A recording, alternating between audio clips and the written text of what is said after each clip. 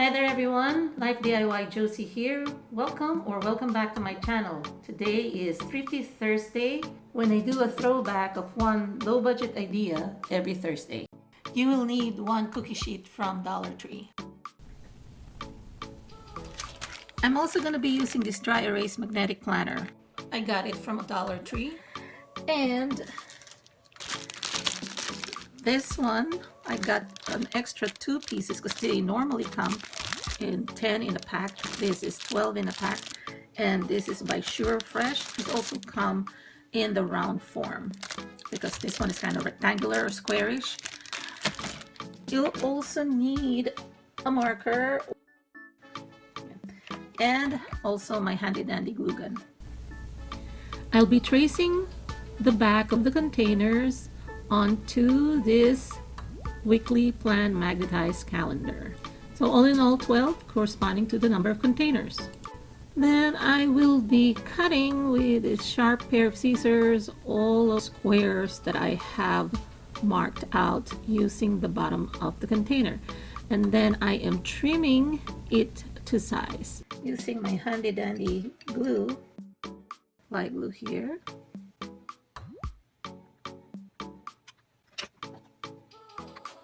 I'm going to press it here. Okay, then I just want to let you see here.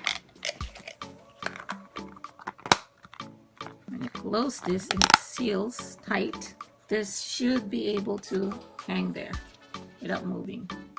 See? And then I can put several, 1, 2, 3, 4. So let me just finish everything and I'll show you.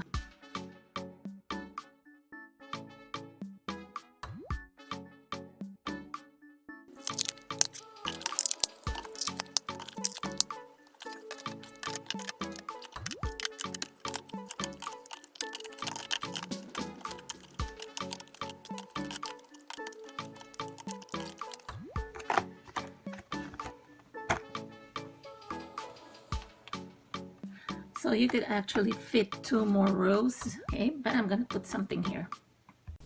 I attach this hook here so that I can hang my measuring spoons, and then I am going to be attaching this US dry volume measurement. So I'm gonna cut it to size, and I downloaded this from thankyourbody.com. Now I'm gonna cut it to size, so I will add it or adhere it onto the remaining magnet, and then I will be placing it on top of all those containers like so.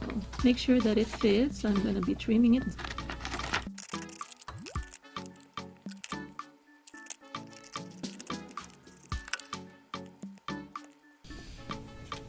As you can see, that's where my cut piece of magnet there, and I am able to utilize the remainder and even take advantage of the decoration there at the bottom. So I left it like that. And now I'm adhering this piece of paper with the US dry volume measurements onto it, and then voila. Now to label each container, you can choose this one, which comes in 45 a set, but I want to use my washi tape because I want to add a pop of color.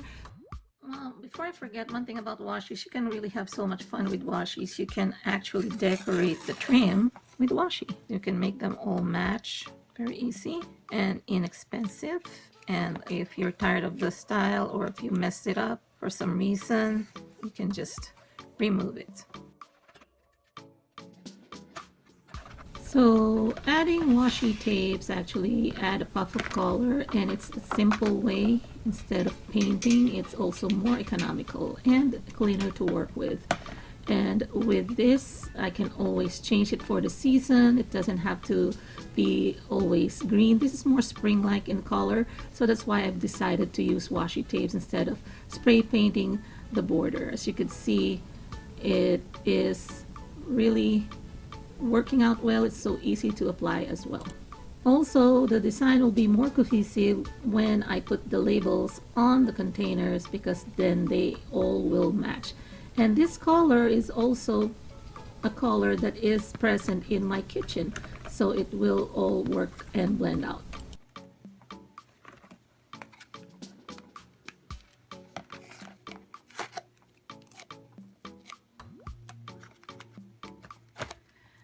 And now for the case that is stones. This is the one I printed. Now it matches. Didn't plan on that. Bam! Now you can laminate this if you have a laminator. I have a heat laminator, but I didn't laminate it. If you don't have a heat laminator, you can buy those packing tapes, the clear packing tapes.